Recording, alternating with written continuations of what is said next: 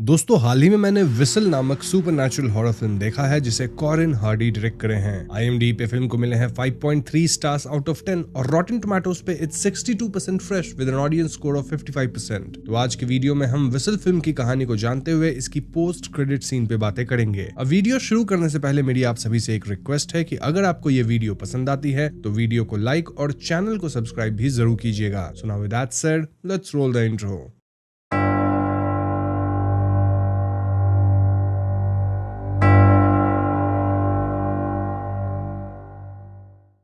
तो फिल्म के शुरुआत में हमें पेलिंगटन हाई स्कूल का बास्केटबॉल मैच दिखाया जाता है जो कि काफी क्लोज चल रहा था। पेलिंगटन हाई स्कूल के स्टूडेंट्स ये मैच हार रहे थे और गेम को खत्म होने में सिर्फ कुछ 40-45 सेकंड ही बचे थे। ऐसे में इनके टीम का एक बंदा मेसन रेमोर, जिसका निकनेम हॉर्स था, वो एंड मोमेंट पे 3 पॉइंटर मार के अपनी टीम को जिता देता है। अब जीत तो हो गई, लेकिन दोस्तों हम नोटिस करते हैं कि through out the game mason को हमेशा एक जला हुआ घोस्ट दिख रहा था जो कि मेसन पे हमला करने उसकी तरफ बढ़ रहा था। मेसन इससे इतना डर गया था कि गेम के बाद वो बिना सेलिब्रेट किए सीधा लॉकर रूम में जाता है और वहां हम लिटरली मेसन के रोंगटे खड़े होते देखते हैं। वो अपने लॉकर के अंदर से एक एंटीक जार निकालता है और तुरंत उस जार को जिम वेट्स की मदद से तोड़ देता है। मेसन काफी डरा हुआ था और तभी हम फिर से उस जले हुए घोस्ट को मेसन की तरफ बढ़ते देखते हैं। तभी मेसन के टीममेट्स लॉकर रूम में आ जाते हैं और सिचुएशन एकदम नॉर्मल हो जाती है। इसके बाद मेसन लॉकर रूम के शावर में जाता है और वहां एकदम से वही जला हुआ घोस्ट मेसन पे हमला कर देता है। वो लिटरली मेसन के मुंह में अपना हाथ डाल के उसे जला देता है, जिससे मेसन जलते हुए खत्म हो जाता है। मेसन के समाप्त होने से उसके टीममेट्स शॉक में थे। इनफैक्ट हम देखते हैं कि खत्म होने के बाद मेसन ठीक वैसा ही दिख रहा था जैसा वो जला हुआ घोस्ट था। अब यहाँ से कहानी 6 महीने बाद की आती है, जहाँ हम क्रिस विलेट नामक लड़की से मिलते हैं और क्रिस का आज पेलिंगटन हाई स्कूल में पहला दिन होने वाला था। क्रिस रिसेंटली इस शहर में शिकागो से मूव हुई थी और वो अपने कजन रेल के साथ रह रही थी। हम समझ पाते हैं कि क्रिस की लाइफ में कुछ तो दुर्घटना हुई है, लेकिन फिलहाल हम व्यूअर्स को इसके बारे में नहीं बताया जाता। ऑल्सो क्रिस के पिता अब इस दुनिया में नहीं है और उसके पास अपने पिता की म्यूजिक कलेक्शन है जिसे वो हमेशा सुनती रहती है। एनीवेज क्रिस और रेल हाई स्कूल जाते हैं, जहां क्रिस को एग्जैक्टली वही लॉकर असाइन होता है जो कि पहले मेसन का हुआ करता था। इनफैक्ट लॉकर पे मेसन का निकनेम हॉर्स इनग्रेव्ड भी था। यहाँ मेसन के पुराने टीममेट्स आके क्रिस को डराने धमकाने लगते हैं, सेइंग कि वो ये लॉकर यूज ना करे क्योंकि ये उनके दोस्त मेसन का हुआ करता था और उसकी मेमोरीज है। इस सब बुलिंग में मेसन का दोस्त डीन सबसे आगे था और यहाँ डीन की गर्लफ्रेंड ग्रेस उसे ये सब करने को मना करती है। डीन ये तक कहता है कि क्रिस वही लड़की है ना जो ड्रग एडिक्ट थी और उसके कारण ही उसके पिता समाप्त हुए हैं। ये सुनकर क्रिस गुस्सा होती है और वो डीन को प्राइवेट जगह पे मारती है। तभी स्कूल के टीचर मिस्टर क्रेवन आते हैं और वो रेल, क्रिस, डीन और ग्रेस को डिटेंशन देते हैं। इस पॉइंट पे एली नामक एक लड़की मिस्टर क्रेवन को समझाने लगती है कि क्रिस की इस सब में कोई गलती नहीं है, एज डीन ही उसे बुली कर रहा था। लेकिन दोस्तों मिस्टर क्रेवन एली की एक नहीं सुनते, रादर वो उसे भी डिटेंशन दे देते हैं। अब इस पॉइंट पे मैं आपको कुछ छोटी डिटेल्स बता देता हूं ताकि आप इन 5 लोगों के बीच की ग्रुप डायनामिक्स समझ सके। First of all Chris lesbian है और उसे एली पसंद आने लग गई है। इनफैक्ट शायद एली भी क्रिस की तरफ अट्रैक्टेड थी। देन डीन और ग्रेस डेट कर रहे हैं, लेकिन दोस्तों रेल को भी ग्रेस पसंद है। इनफैक्ट रेल तो ग्रेस को बचपन से ही पसंद करता है। जो भी हो, यहाँ से भीड़ छट जाती है और जाने के बाद क्रिस को अपने लॉकर में वही एंटीक जार दिखता है जो कि हमने मेसन के पास भी देखा था। क्रिस इस जार को खोलती है और जार के अंदर एक एंटीक एज़टेक डेथ विसल थी जो कि काफी डरावनी दिख रही थी। क्रिस इस विसल यानी सीटी को बजाने ही वाली होती है कि तभी बेल रिंग होती है और वो विसल को वापस उसी केस में या जार में रख देती है। यहाँ से सीन कट होकर डिटेंशन क्लास में आता है, जहाँ क्रिस अपने साथ वो विसल और उसका जार लेके आई थी और इस पे मिस्टर क्रेवन की नजर पड़ती है। मिस्टर क्रेवन तुरंत इसे चेक करके बताते हैं कि विसल शायद अर्ली मायन है, लेकिन वो खुद इसको लेके श्योर नहीं थे। इस विसल पे 2 वर्ड्स इनग्रेव्ड भी थे और ये वर्ड्स थे काबा पिक्सन और इसका अर्थ होता है समन द डेड, यानी मृत को बुलाना। इट वाज क्लियर कि विसल की हिस्टोरिकल वैल्यू काफी थी और मिस्टर क्रेवन इस विसल और जार को अपने पास रख लेते हैं, सेइंग कि ये मिला तो स्कूल की प्रॉपर्टी पे है ना, तो ये स्कूल का ही हुआ। खैर डिटेंशन खत्म होने के बाद मिस्टर क्रेवन अकेले में एंटीक्स बाई सेल करने वाली वेबसाइट पे जाके अनुमान लगाने लगते हैं कि इस एज़टेक विसल की वैल्यू क्या हो सकती है। वहाँ ऐसी सिमिलर दिखने वाली विसल्स तकरीबन $35,000 के ऊपर बिक रही थी। यानी कि दोस्तों इस विसल की वैल्यू नहीं कुछ तो 30 से 35 लाख रुपए होने वाली थी। ये देख मिस्टर क्रेवन बहुत खुश होते हैं क्योंकि ही वाज प्लानिंग कि वो चुपके से इसे बेच के काफी पैसे बना लेंगे। अब विसल के कंडीशन को चेक करने के लिए मिस्टर क्रेवन इसे बजाते भी हैं और इससे अजीब चीख जैसी आवाज निकलती है जिससे रूम का ग्लास तक क्रैक करता है। दिस मेंट की विसल बजती है, यानी कि गुड कंडीशन में है, जिसके अच्छे पैसे मिलेंगे। दूसरी तरफ ग्रेस डिटेंशन में आए सभी को अपने घर पूल पार्टी के लिए इनवाइट करती है। मतलब पार्टी ऐसा कुछ नहीं था, बस पूल साइड सभी लोग हैंग आउट करेंगे and Chris was not sure कि वो उस पार्टी में जाएगी या नहीं। बेसिकली मिस्टर क्रेवन इन्हें 6 पेज का ऐसे लिखने बोल दिए थे एंड द प्लान वाज कि ये लोग एक साथ पूल पार्टी के साथ साथ ऐसे भी निपटा देंगे। नाउ रेल को याद आता है कि वो अपनी रिवेंजर वाली कॉमिक डिटेंशन क्लास में ही भूल गया है और ऐसे में वो क्लास में दोबारा जाता है। वहां उसे विसल और उसकी जार दिखती है, साथ ही वो मिस्टर क्रेवन के लैपटॉप में एंटीक्स बाय सेल वाली वेबसाइट देख लेता है जहां वो विसल की वैल्यू भी देख लेता है। बस फिर क्या था, रेल विसल वाली जार तो वहीं छोड़ देता है लेकिन जार के अंदर से विसल चुरा लेता है। ना बाहर क्रिस रेल का इंतजार कर रही होती है जब क्रिस के पास नोआ नामक एक बंदा आता है जो कि खुद को पास वाले चर्च का यूथ पास्टर बताता है। नोआ पहले गॉड की बात करता है एंड देन एकदम से क्रिस को ड्रग्स ऑफर करने लगता है। जी हाँ दोस्तों, क्रिस तुरंत मना करती है क्योंकि वो कुछ ही समय से क्लीन हुई थी, लेकिन नोआ पहली डोज फ्री में देने की बात करता है। तभी यहाँ रेल आ जाता है और वो नोआ को भगाने लगता है। नोआ रेल पे ही हमला करके उसे चाकू तक दिखाता है, सेइंग कि अगर क्रिस को माल चाहिए तो वो नोआ से खरीद सकती है और रेल इनके बीच में ना आए। खैर, नोआ के जाने के बाद रेल क्रिस को बताता है कि नोआ इस इलाके का सबसे बेकार इंसान है क्योंकि वो खुद को यूथ पास्टर दिखाता है, देन चर्च में सर्विस करता है और इससे पेरेंट्स को लगता है कि नोआ बहुत अच्छा इंसान है और वो अपने बच्चों को चर्च भेजते हैं। लेकिन नोआ वहां बच्चों को ड्रग्स बेचकर उन्हें जंकी बना देता है। इनफैक्ट कुछ समय पहले एक बच्चा ओवरडोज से खत्म भी हो गया था जिसको लेके नोआ के अंदर कोई गिल्ट वाली फीलिंग नहीं है। इन शॉर्ट, रेल क्रिस को नोआ से दूर रहने कहता है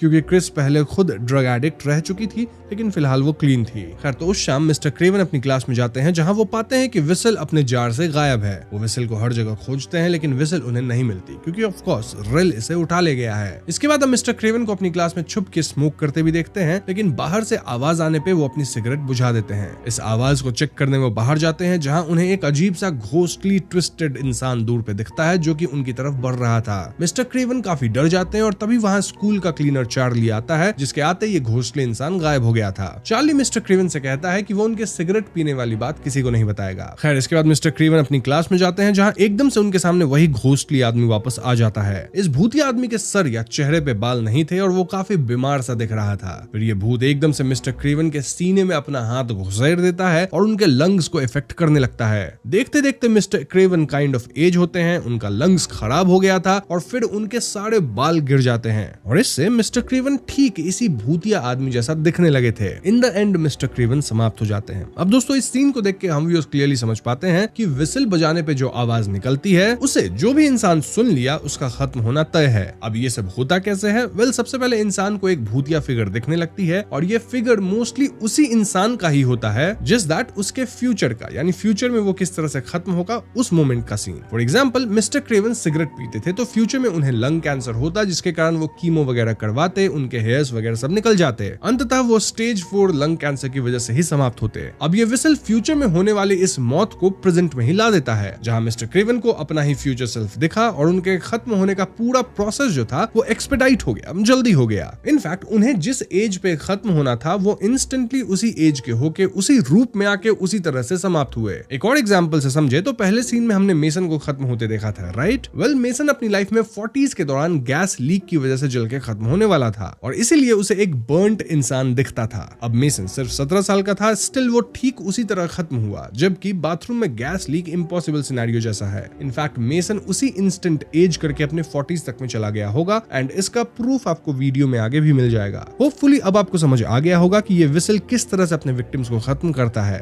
एनीवेज, दूसरी तरफ हम पूल पार्टी पे आते हैं जहां क्रिस, एली, रेल, डीन और ग्रेस थे और रेल इनके सामने वही विसल लेके आता है। डीन मजाक मजाक में ग्रेस को विसल बजाने का डेयर देता है और ग्रेस वाकई से बजा देती है। विसल की आवाज किसी के चीख जैसी थी जिसे ये पांचों सुनते हैं। इनफैक्ट आवाज इतनी तीव्र थी कि सबको अपने कान बंद करने पड़ते हैं। डीन इन बातों का मजाक बनाता है लेकिन हम व्यूअर्स तो क्लियरली समझ रहे हैं कि अब इन पांचों का खत्म होना तय है। खैर, पूल मीटअप के बाद क्रिस और एली बात करते हैं जहां एली क्रिस को कल होने वाले पेलिंगटन हार्वेस्ट फेस्टिवल के लिए इनवाइट करती है। क्रिस उस वक्त तो कोई जवाब नहीं देती लेकिन घर आके वो काफी बेचैन होती है। आई मीन, क्या उसे एली के इनवाइट को एक्सेप्ट करना चाहिए या कूल बनकर रिजेक्ट करना चाहिए? तभी क्रिस को अपने कमरे के बाहर वाले ट्री पे एक भूतिया आकृति दिखती है और इसे इससे पहले क्रिस कुछ समझ पाती, रेल उसके कमरे में आता है जिसके कारण ये आकृति अब गायब हो चुकी थी। रेल समझ जाता है कि क्रिस एली को लेकर नर्वस है और ऐसे में वो क्रिस के फोन से एली को रिप्लाई कर देता है सेइंग कि वो फेस्टिवल अटेंड करेगी। बदले में एली का भी पॉजिटिव टेक्स्ट आता है व्हिच प्रूव्स कि एली भी क्रिस में इंटरेस्टेड थी। बाय द वे मैं आपको बता दूं कि एली डॉक्टर बनना चाहती है जिसके लिए वो अभी से एक हॉस्पिटल में पार्ट टाइम काम करती है। हम ये भी जान पाते हैं कि एली डायबिटिक है तो वो हमेशा इंसुलिन इंजेक्शन भी लेती रहती है। खैर तो अब उस रात दो और चीजें होती है। पहली ये है कि डीन ड्रिंक करके ड्राइव करते हुए अपने घर जाता है और हम समझ पाते हैं कि डीन को ड्रिंक एंड ड्राइव करने की आदत है। दूसरी चीज ये कि ग्रेस को अपने पूल के आसपास भूतिया प्रेजेंस फील होती है और ऐसा क्यों हो रहा है ये आप व्यूअर्स समझ ही रहे होंगे। ऑफ कोर्स वो डेथ व्हिसल बजाई है। एनीवेज अगले दिन जब क्रिस और रेल स्कूल आते हैं तो इन्हें पता लगता है कि इनके टीचर मिस्टर क्रेवन इस दुनिया में नहीं रहे। उन्हें स्टेज 4 लंग कैंसर था व्हिच वाज वियर्ड क्योंकि इससे पहले उनका कैंसर डायग्नोज तक नहीं हुआ था और अचानक से स्टेज 4 होना बहुत अजीब बात है। इनफैक्ट जिसको स्टेज 4 होता है वो इस तरह से चल फिर नहीं सकता जिस तरह से मिस्टर क्रेवन एक दिन पहले घूम रहे थे। अब ऐसा कैसे हुआ है वो मैंने आपको ऑलरेडी एक्सप्लेन कर दिया है। फॉर नाउ एली को असेंबली हॉल में एक घोस्ट दिखती है व्हिच मींस कि एली का भी अंत करीब है। इसके बाद एली और क्रिस डिसाइड करते हैं कि ये दोनों मेसन के घर जाके उसकी विसल उसकी फैमिली को लौटा देंगे। बस फिर क्या था, दोनों कार में मेसन के घर जाने लगते हैं और एली नोटिस करती है कि क्रिस के हाथ पे कुछ टैटूज थे जिससे वो इंप्रेस होती है। ये tattoo mostly father daughter bond जैसा कुछ था। खैर दोनों मेसन के घर पहुंचते हैं जो कि काफी बड़ा था। स्टिल घर का मेन डोर खुला हुआ था। घर के बाहर सेल का साइन बोर्ड भी था और ऐसा प्रतीत होता है मानो घर के अंदर कोई था ही नहीं। तभी यहाँ मेसन की ग्रैंड मदर इवी आती हैं और वो अजीब पहेलियों भरी बातें बोलने लगती हैं। हम समझ पाते हैं कि इवी को ऑकल्ट में बहुत इंटरेस्ट था। इनफैक्ट उनके घर पे ऑकल्ट जैसी वस्तुओं का बड़ा कलेक्शन था। वो पूरी दुनिया घूम घूम के ये कलेक्शन बनाई थी और इसी बात पे क्रिस वाज लाइक आपका एक एस्टिक विसल हमारे पास है जो कि मुझे मेसन के लॉकर में मिला था। ये सुन के इवी कहती है कि तुम ये विसल नहीं ढूंढी, रादर ये विसल तुम्हें ढूंढा है। इवी बताती है कि ये विसल उनकी बेटी और उनके ग्रैंडसन को भी ढूंढ लिया जिससे वो दोनों खत्म हुए। इस विसल को इंचोका कहते हैं जिसे इवी हाफ ए लाइफ टाइम पहले ग्वाटेमाला के ब्लैक मार्केट से लाई थी। ये विसल इवी के पीछे भी था बट समहाउ इवी बच गई थी। कैसे? वेल ये बात इवी फिलहाल तो नहीं बताती। ये एक स्टोलन ट्रेजर है फ्रॉम प्लंडर्ड पीपल और इसके ऊपर की मार्किंग समन द डेड नहीं कहती है, रादर ये कहती है समन योर डेथ, यानी इंसान अपनी मौत को इसको बजा के बुलाता है। इवी समझाती है कि हर इंसान जिसका जन्म हुआ है उसका खत्म होना तो तय है, चाहे मौत 90 साल की उम्र में हो या 30 साल की उम्र में, लेकिन ये विसल बजाने से मौत तुरंत आती है, ठीक उसी तरह जैसे डेस्टिनी में था। इवी कहती है कि विसल को क्रिस अपने पास ही रख ले। अब इवी की बात सुन के क्रिस और एली दोनों डरती हैं क्योंकि इन्हें भी भूतिया आकृति तो दिखने लग गई थी। ऐसे में दोनों एली के हॉस्पिटल जाते हैं जिसमें मेसन के डेथ रिकॉर्ड्स थे। रिकॉर्ड्स चेक करने पे ये पाते हैं कि मेसन की जो डेंटल रिकॉर्ड थी वो क्लियरली इंडिकेट कर रही थी कि ये किसी 40 साल के ऊपर के इंसान की है, जबकि मेसन सिर्फ 17 साल का था, राइट? ये देख के दोनों समझ जाते हैं कि ये विसल वाकई इंसान को खत्म करता है। इनफैक्ट दोनों इसकी वर्किंग भी समझ चुकी थी। बस फिर क्या था, दोनों भागते हुए हार्वेस्ट फेस्टिवल जाती हैं ताकि ये लोग ग्रेस, डीन और रेल को वार्न कर सके क्योंकि विसल की चीख ये तीनों भी सुने थे। वहीं हार्वेस्ट फेस्टिवल में रेल रिवेंजर वाले कॉस्ट्यूम में था, देन ग्रेस डेविल कॉस्ट्यूम में और डीन ड्रैक्युला वाले कॉस्ट्यूम में। रेल यहाँ ग्रेस को इनडायरेक्टली बताने की कोशिश करता है कि वो ग्रेस से प्यार करता है, लेकिन ग्रेस कहती है कि वो रेल को पसंद तो करती है but as a good friend. जो भी हो, ग्रेस इस फेस्टिवल में लगे हॉन्टेड मेज में अंदर जाने की बात कहती है। इनफैक्ट वो डीन के साथ चैलेंज भी लगाती है सेइंग कि मेज के बीच वाली बेल को ग्रेस पहले बजाएगी। डीन यहाँ ग्रेस को 2 मिनट्स का हेड स्टार्ट देता है और ग्रेस फौरन मेज में जाती है। इनिशियली तो ग्रेस काफी एंजॉय करती है, लेकिन एक पॉइंट पे उसे एक बहुत ही बूढ़ी भूतिया औरत दिखने लगती है जो कि ग्रेस का पीछा किए जा रही थी। अब तक डीन भी मेज के अंदर आके ग्रेस को ढूंढने लगा था और ग्रेस डीन को कॉल करके बताती है कि एक क्रीपी बुढ़िया उसके पीछे है।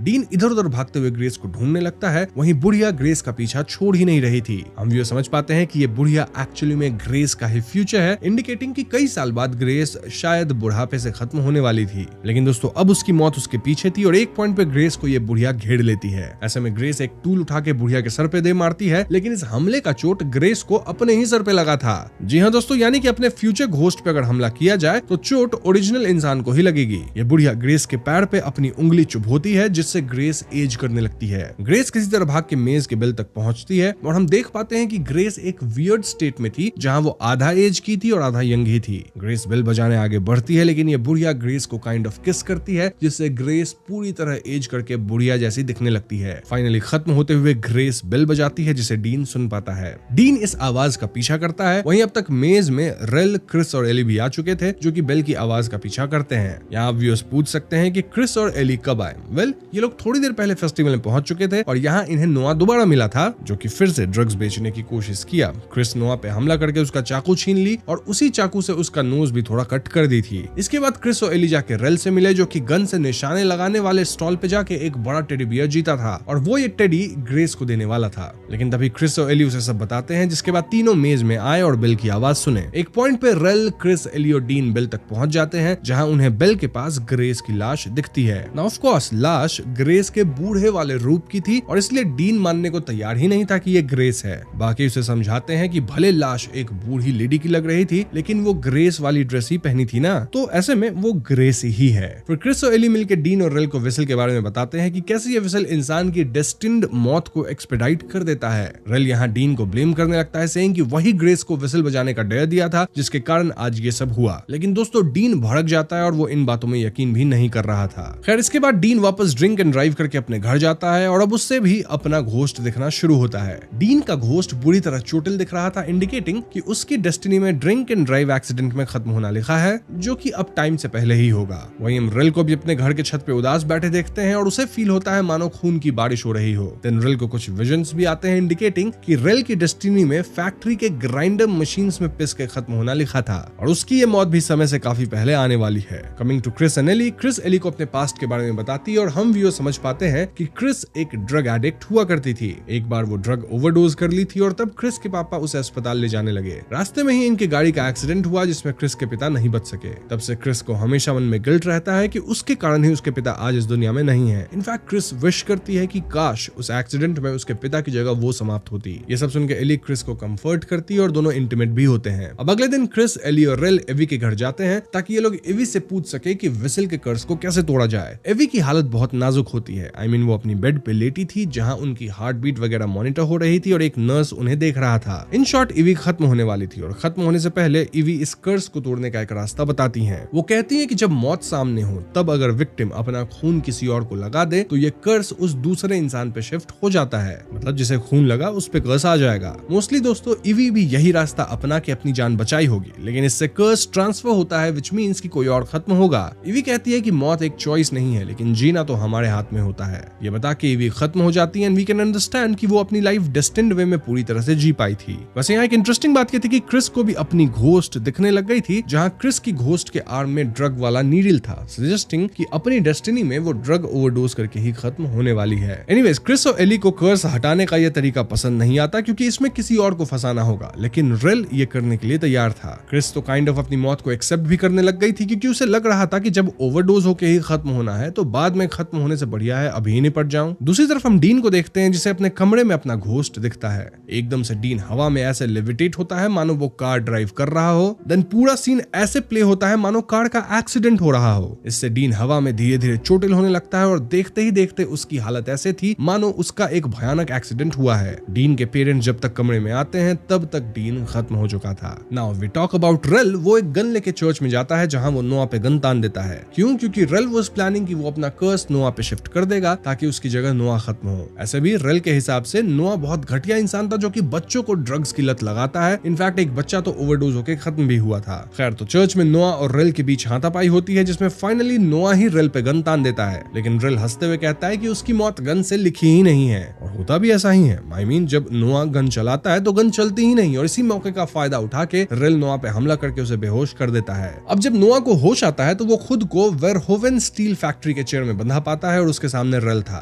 रेल बताता है कि उसकी डेस्टिनी में यहीं के मशीन्स में ग्राइंड होकर खत्म होना लिखा है, और ऐसे भी वो यहाँ कई बार आता भी है, लेकिन अब वो अपना कर्स नोआ पे डालने वाला है। रेल नोआ को उसके ही ड्रग्स खिलाता है और नोआ डर के गॉड को प्रे करना शुरू करता है। रेल विसल को सामने रखता है, देन एकदम से उसके रोंगटे खड़े होते हैं, डिपिक्टिंग कि उसकी मौत अब उसके बहुत करीब है। देन रेल अपने हाथ को कट करके खून निकालता है ताकि मौत के करीब आने पे वो ये खून नोआ को लगा दे। तभी यहाँ क्रिस और एली आ जाती हैं, जो कि रेल को ऐसा करने से रोकती हैं। अब आप पूछ सकते हैं कि क्रिस और एली यहाँ तक पहुंची कैसे? वेल, वो रेल के कमरे में उसकी यहाँ की कुछ फोटोज और कॉमिक पैनल्स देख के अंदाजा लगा लेती हैं कि रेल यहीं पे होगा। रेल ऑलमोस्ट नोआ को अपना खून लगाने ही वाला होता है, लेकिन नोआ प्लीज बोल के माफी मांगने लगता है, जिससे रेल के अंदर की इंसानियत जाग जाती है। इसके परिणाम अनुसार रेल नोआ पे खून नहीं लगाता, यानी कि कर्स ट्रांसफर नहीं हुआ, और मौत रेल तक आती है, जहां रेल हवा में उठ जाता है। देन उसका शरीर अपने आप ऐसे ग्राइंड होने लगता है मानो वो मशीन्स के बड़े ग्राइंडर में गिर गया हो। क्रिस और एली उसे खींचने की कोशिश करती हैं, लेकिन इसका कोई असर नहीं होता। अंततः रेल खत्म हो जाता है और नोआ वहीं चेयर से गिर के बेहोश हो जाता है। इसके बाद क्रिस और एली यहाँ से निकल के भागती हैं, और इस पॉइंट पे क्रिस को एक आइडिया आता है। क्रिस कहती है कि ये कर्स तब तक है जब तक हम जिंदा हैं, लेकिन अगर हम कुछ सेकंड्स के लिए खत्म हो जाएं एंड देन वापस जिंदा हो जाएं तो शायद ये कर्स ब्रेक हो जाएगा। ये आइडिया एली को भी सही लगता है और इसको एग्जीक्यूट करने के लिए एली अपनी इंसुलिन की डोजेस लेके फैक्ट्री के बिजली वाले कमरे में जाती है। इनकेस आप सोच रहे हैं कि एली के पास इतने इंसुलिन के डोजेस कैसे आए, तो वेल शुरुआत में ही मैंने आपको बताया था कि एली डायबिटिक है तो वो अपने पास ऐसे डोजेस रखती है। एनीवेज ये लोग एक टब में पानी भरते हैं, देन उसमें आइस वगैरह डालते हैं, देन प्लान वाज कि पहले एली क्रिस को इंसुलिन ओवरडोज देके पानी में डुबो देगी जिससे उसको कार्डियक अरेस्ट होगा, राइट, और वो कुछ सेकंड्स के लिए खत्म होगी। देन एली शॉक वाली मशीन जिसे मेडिकल टर्म्स में डिफिब्रिलेटर कहते हैं, वेल उससे क्रिस को झटके देगी जिससे वापस उसका हार्ट बीट शायद रिज्यूम हो और वो बच जाएगी। टेक्निकली देखा जाए तो इस प्रोसेस में क्रिस खत्म होकर जिंदा होगी जिससे कर्स खत्म हो जाना चाहिए। एंड देन क्रिस भी सेम करेगी फॉर एली। सो यस, ये सब प्रोसेस शुरू होता है और एली ठीक वैसा ही करती है जैसे इनका प्लान था। इससे क्रिस वाकई में समाप्त हो जाती है, लेकिन दोस्तों शॉक देने पे भी वो उठ नहीं रही थी। वही हम व्यूअर्स को क्रिस का सबकॉन्शियस दिखाया जाता है जहां वो खुद को डूबता हुआ पाती है और ऊपर उसे होप ऑफ लाइट दिख रही थी। क्रिस उस लाइट तक जाना चाहती थी, यानी बचना चाहती थी, लेकिन क्रिस की जो घोस्ट थी वो उसके साथ थी जो कि उसे डुबाए जा रही थी ताकि वो खत्म हो जाए। और देखा जाए तो क्रिस का जो मौत था वो काइंड ऑफ ऐसा ही डेस्टिन्ड था जहां उसके बाह में इंजेक्शन रहेगा और ये सीन बिल्कुल वैसा ही था।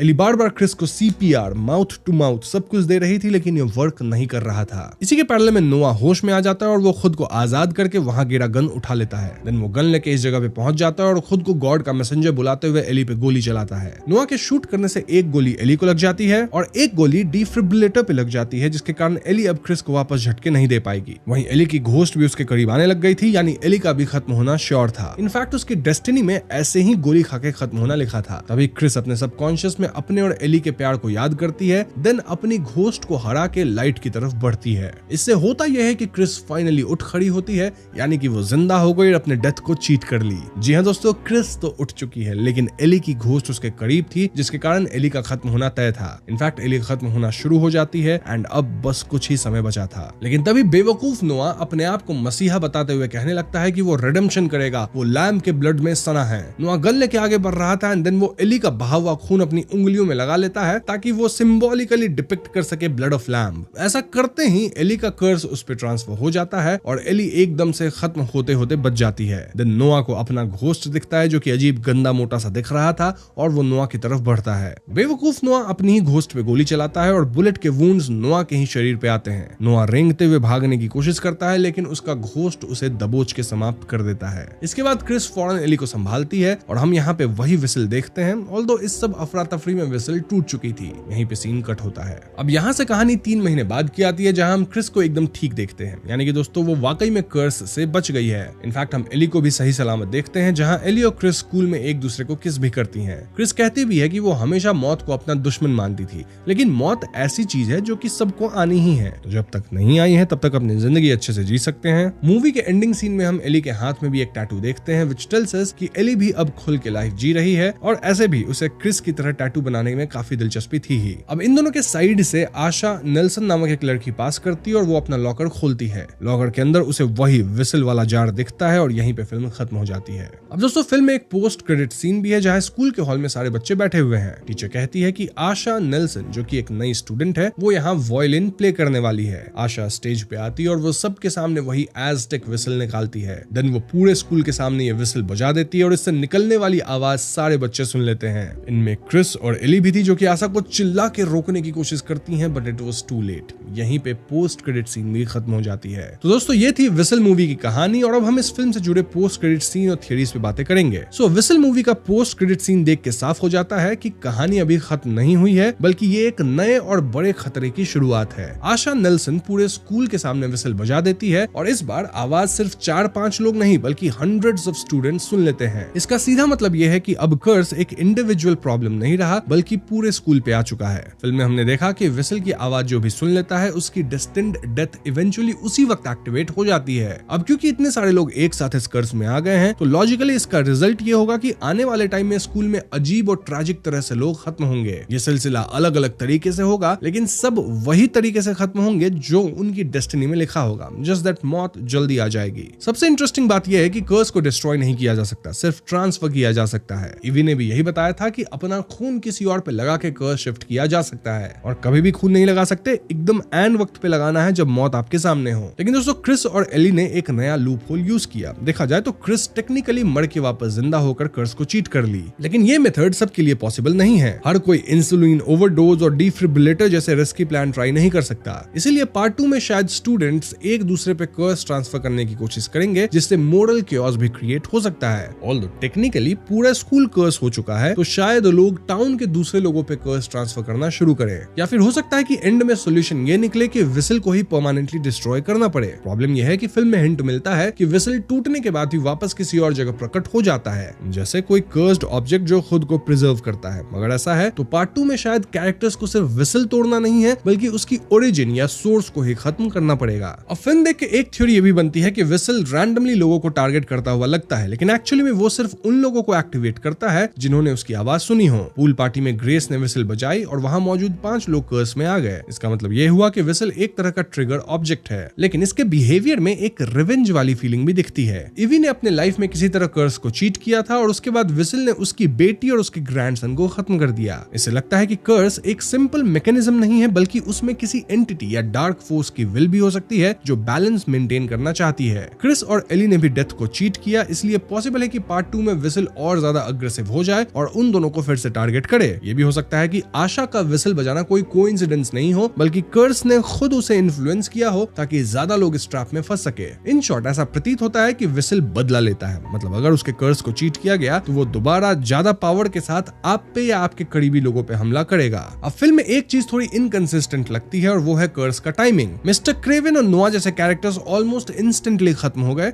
जबकि क्रिस, एली, डीन, रेल और ग्रेस कुछ दिन तक सरवाइव कर गए। अगर कर्स तुरंत काम करता है तो सब लोग तुरंत क्यों नहीं मरे? इसका एक पॉसिबल एक्सप्लेनेशन ये हो सकता है कि विसल अननोन विटनेसेस के सामने अपना काम नहीं करता। देखो, मिस्टर क्रेवन जब खत्म हुए थे तब वो बेसिकली अकेले थे, और नोआ जब खत्म हुआ तब वो क्रिस और एली के सामने था, जो कि विसल के कर्स को ऑलरेडी समझते थे। लेकिन पूल पार्टी वाले ग्रुप अक्सर एक दूसरे के साथ थे और तब वो कर्स को समझते भी नहीं थे, यानी कि एक तरह से अनजान थे। तो शायद कर्स अपने विक्टिम को तभी खत्म करता है जब सिचुएशन प्राइवेट हो, या जब विक्टिम का फेट नेचुरली उस सिचुएशन में एक्टिवेट हो सके, या फिर विक्टिम ऐसे लोगों के साथ हो जो कि ऑलरेडी इस कर्स के बारे में जानते हैं। लेकिन ऑनेस्टली ये एक्सप्लेनेशन भी परफेक्ट नहीं है और फिल्म में ये चीज थोड़ी वेग रह जाती है। हो सकता है पार्ट 2 में ये रूल और क्लियरली एक्सप्लेन किया जाए। फॉर नाउ हम इसे प्रोटैगनिस्ट के लिए प्लॉट आर्मर ही कह सकते हैं। नाउ फिल्म में विसल की ओरिजिन के बारे में बहुत ज्यादा डिटेल नहीं दी गई है। इवे सिर्फ इतना बताती है कि उसने इसे ग्वाटेमाला के ब्लैक मार्केट से खरीदा था और ये किसी प्लंडर्ड सिविलाइजेशन का स्टोलन आर्टिफैक्ट है। विसल पे जो वर्ड्स लिखे हैं उन्हें मिस्टर क्रेवन ने समन द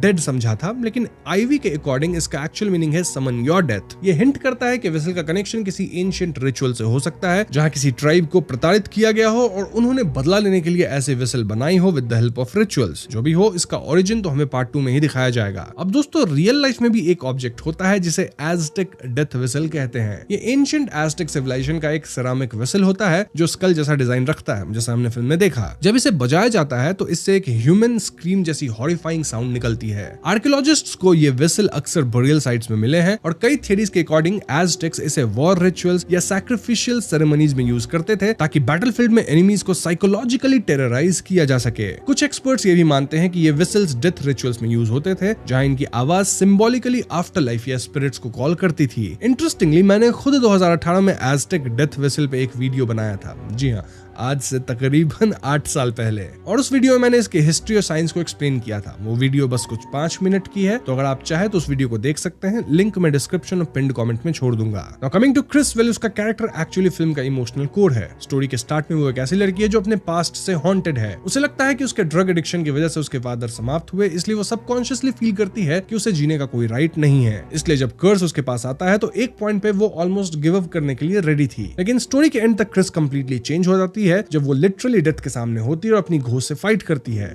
तब वो डिसाइड करती है कि वो खत्म होना नहीं चाहती। ये मोमेंट सिंबॉलिकली भी स्ट्रॉन्ग है क्योंकि उसकी डेस्टिन्ड मौत जो थी वो ड्रग ओवरडोज से ही थी, और फाइनल सीन में भी उसके आर्म में इंजेक्शन था। लेकिन क्रिस इस बार उस डेस्टिनी को एक्सेप्ट करने के बजाय उसके अगेंस्ट फाइट करती है। एंडिंग में जब वो कहती है कि डेथ तो इनएविटेबल है लेकिन तब तक लाइफ को जीना चाहिए, तो ये लाइन उसके पूरे कैरेक्टर आर्क को कंप्लीट कर देती है। अब वो गिल्ट में भरी हुई लड़की नहीं है, बल्कि एक ऐसी इंसान है जो अपनी लाइफ को ओपनली जीने लगी है। ईवी भी क्रिस को यही समझाई थी कि मौत एक चॉइस नहीं है, मतलब मौत सबको आना है लेकिन जीना तो हमारे हाथ में होता है। एक और इंटरेस्टिंग थियरी है कि विसल सिर्फ एक ऑब्जेक्ट नहीं बल्कि एक कॉन्डुइट हो सकती है किसी सुपरनैचुरल फोर्स का। मतलब विसल खुद कर्स नहीं है बल्कि उसके थ्रू कोई एंटिटी विक्टिम्स को डेस्टिनी को मैनिपुलेट करती है। इसलिए विसल टूटने के बाद भी कर्स खत्म नहीं होता और ऑब्जेक्ट वापस अपीयर होता है। अगर ये थियरी सही है तो पार्ट 2 में शायद कैरेक्टर्स को पता चले कि विसल के पीछे कोई एंशिएंट स्पिरिट या डेथ डीटी है जिसे एज़टेक रिचुअल्स में वर्शिप किया जाता था। अगर ऐसा हुआ तो सीक्वल सिर्फ सर्वाइवल स्टोरी नहीं बल्कि ओरिजिन स्टोरी और एंशिएंट माइथोलॉजी एक्सप्लोर करेगा।